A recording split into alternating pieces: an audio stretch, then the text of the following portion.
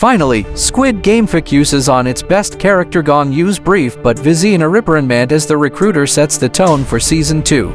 Raise your hand if you've been personally victimized by Gong Yu, or better yet, if you'd still like to be after watching the first episode of Squid Game Season 2. Fans of the first season of Squid Game, Netflix's virulent South Korean drama series that became a global phenomenon, might remember the character known as the salesman or the recruiter. He's the dapper guy in the suit played by famous South Korean heartthrob Gong Yu, who embodied the first glimpse of the brutal anti-capitalist metaphor at the heart of the show by slapping down on their luck losers off dakji in subway stations. The recruiter and Gong Yu quickly became the internet's new problematic fave, a natural conclusion for a character who uses physical violence to test the limits of future Squid Game players' desperation, while looking like and embodying the charisma of one of today's most swoon-worthy actors. Though he had only a few minutes of screen time in Season 1, the recruiter went on to inspire articles with iconic headlines like "Vultures, so you want Gong Yu to slap you. Now what?" To answer that question, you can now watch Gong Yu flex his acting chops in a more expanded role in the first episode of Squid Game Season 2, Bread and Lottery.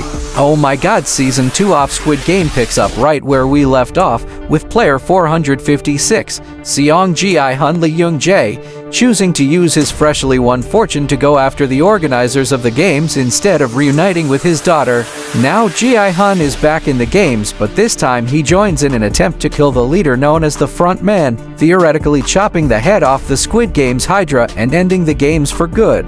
During his pursuits, we meet another cast of desperate character scumping for money to help them out of their predicaments. Meanwhile, our good cop from Season 1, Junho Ha-jun, joins Ji-hun in his plot to take down the organization, but without revealing that he did, in fact, find the front man in the Season 1 finale, who just so happens to be Junho's long-lost brother In-ho. Where Season 1 wrestled with the depravity caused by capitalism, Season 2 ponders if one man can lead a revolution to stop it. But because the show was renewed for a second and third season early on, it's clear that we'll have to wait till at least Season 3 to see if Ji-hun successfully manages to become the hero he always envisioned himself to be. However, we don't get to all of this without first re-encountering our favorite suited, game-loving baddie. The recruiter is Ji-hun's only lead to getting an audience with the front man, so Ji-hun has spent the 2 years since he won the games tracking the recruiter down by hiring the same loan sharks he was indebted to in the every single day,